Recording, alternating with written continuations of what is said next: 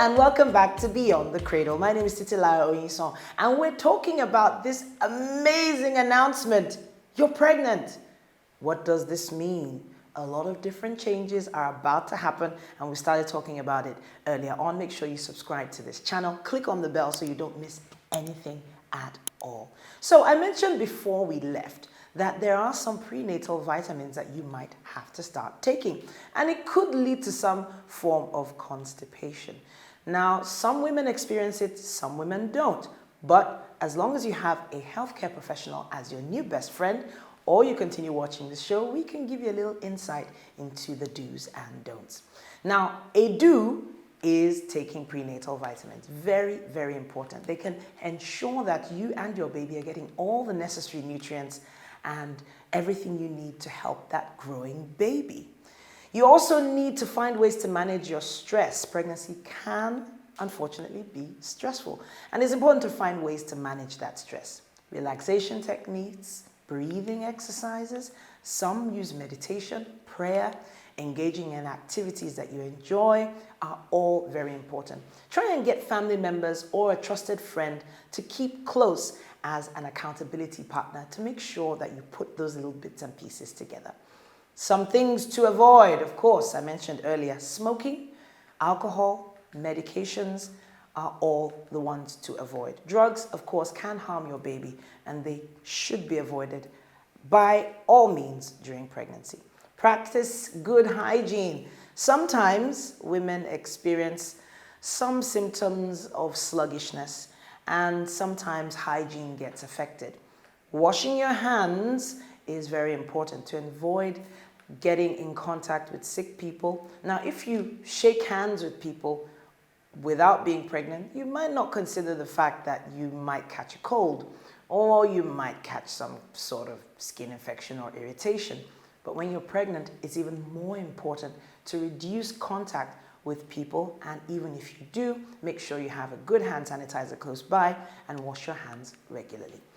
Please reduce the risk of infection because taking certain medication during pregnancy is limited.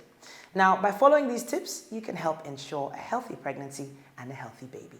Remember, always consult with your healthcare provider before making any changes to your diet or exercise as a routine during your pregnancy. And the next tip is exercise. Yes, I can see you yawning and wondering like, oh my goodness, why exercise? It's really important for pregnant women to get exercise. Keep the body active because there's so much happening in your body right now. Now, here are some of the few exercises you can try. Walking. Now, walking is a great low impact exercise that can be done throughout pregnancy. It can help increase circulation, reduce swelling, and strengthen the muscles in your legs and lower body, which is essential at this point. It is actually said, even though we will be tackling some myths later on, that women who exercise during pregnancy have easier deliveries. Well, some may agree, some may not, but why not find out for yourself? You can also swim. Swimming is another great low-impact exercise, easy on the joints, and helps to relieve back pain. It can also help improve your cardiovascular health and is actually a lot of fun. Women during pregnancy get really hot sometimes, sweat more often, and just being in the cool, relaxing water just makes you feel stress-free.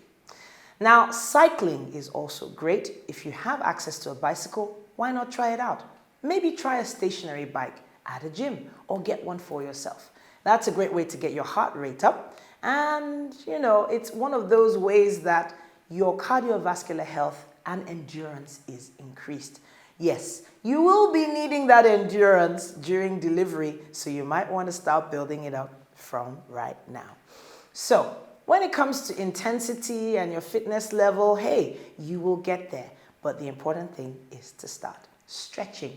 Now, stretching can also really help improve your flexibility, reduce muscle tension, improve circulation. And, hey, it is important to warn you that you should warm up with stretching before you do any of these exercises. Before you walk, before you run, before you do any of the exercises mentioned just now, make sure you take some stretches.